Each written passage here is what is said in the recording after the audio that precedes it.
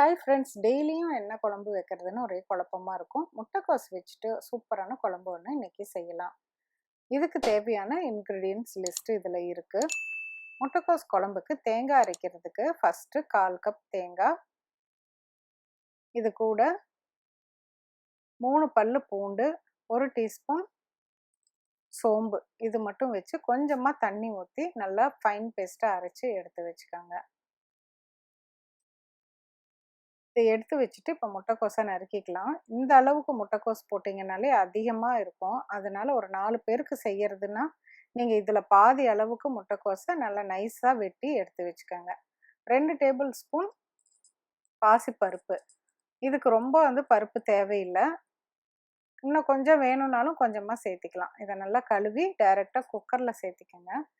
அரிஞ்சு வச்சுருக்க முட்டைக்கோஸையும் அதிலேயே போட்டுக்கோங்க.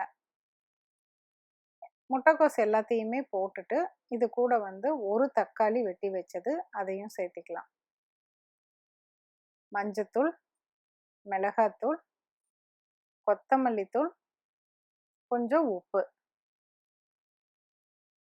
இப்போ தேங்காய் அரைச்சதில் 1/2 டம்ளர் தண்ணி விட்டு நல்லா கலக்கி அந்த தண்ணி மட்டும் ஊற்றினா போதும். எக்ஸ்ட்ரா தண்ணி ஊற்ற தேவையில்லை.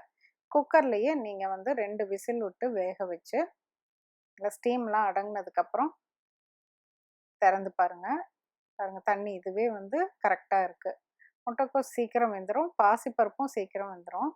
அதனால உங்களுக்கு 2 விசில்லையே நல்லா வெந்துடும். இப்போ ஒரு முக்கியமான இன்க்ரீடியன்ட்ஸ் போட்டு நம்ம தாளிக்கணும். 2 டீஸ்பூன் எண்ணெய் விட்டு இது கூட பட்டை, கிராம்பு இது போட்டு தாளித்து அது கூடயே கருவேப்பிலையும் போட்டு பொரிச்சிடுங்க. இதை இந்த குழம்போட சேர்க்குறப்ப அதோட ஃப்ளேவரும் சூப்பராக இருக்கும். வித்தியாசமான ஒரு டேஸ்ட்டோடு இருக்கும். நல்லா கலக்கி விட்டு ஒரு கொதி வச்சு இறக்கிருங்க. சாதத்துக்கு வேணும்னா நீங்கள் இந்த திக்னஸில் வச்சுக்கலாம். அப்படி இல்லை சப்பாத்திக்கு வேணும்னா இன்னும் திக்காக வேணும்னா கொஞ்சம் சுண்டை வச்சு இறக்கிருங்க.